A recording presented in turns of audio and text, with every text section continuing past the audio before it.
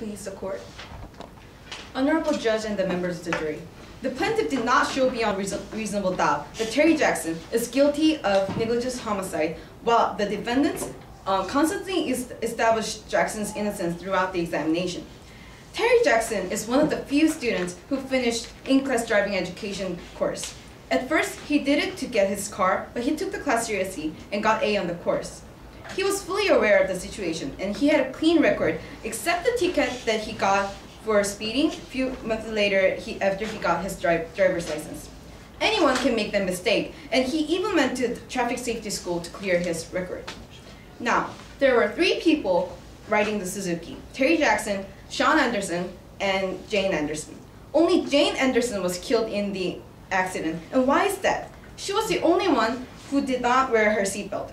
One of the exhibits, the Suzuki manual, shows that wearing seatbelt is required at all times, and the car owner and the driver, Terry Jackson, usually tells everyone to wear a seatbelt, according to Sean Anderson. Jane Anderson is responsible for not wearing her seatbelt and getting in the accident, not Terry Jackson. Sean Anderson was also in the car, but he didn't die because he was wearing his seatbelt, which Jane Anderson did not choose to do so. Moving on, in the exhibit, Suzuki is #1 car that has the highest risk for rollover. Could we really blame an innocent high school student for his friend's death when the car itself has high risk for rollover? And according to Tracy Ruler's affidavit, Terry Anderson might not have been driving at dangerous speed at all.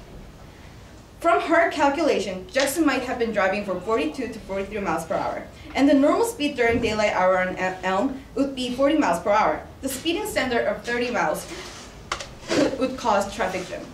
So Terry Jackson was driving at the right speed. It was the car that had the problem, not Terry Jackson. Even Officer Kelly Dunlung admits the fact in his affidavit. During the cross-examination, our attorneys proved that the prosecution side's attorneys, the witnesses, did not witness the accident clearly after all. Chris Johns, who stated that she saw the accident, closed her eyes at the critical moment. The most important moment in this accident is when the Suzuki rolled over and crashed.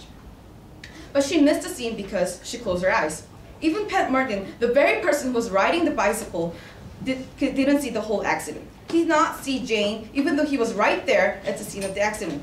Both the witnesses are unreliable when our witnesses established, #1, the car itself is vulnerable to rollover, and 2, Jane Anderson would have lived if she was wearing her seatbelt. #3, Terry Jackson was driving at appropriate speed. Honorable Judge and the members of the jury, we stand here for Terry Jackson's innocence, and we ask you to do the same. Let the truth be on our side. Thank you. All right.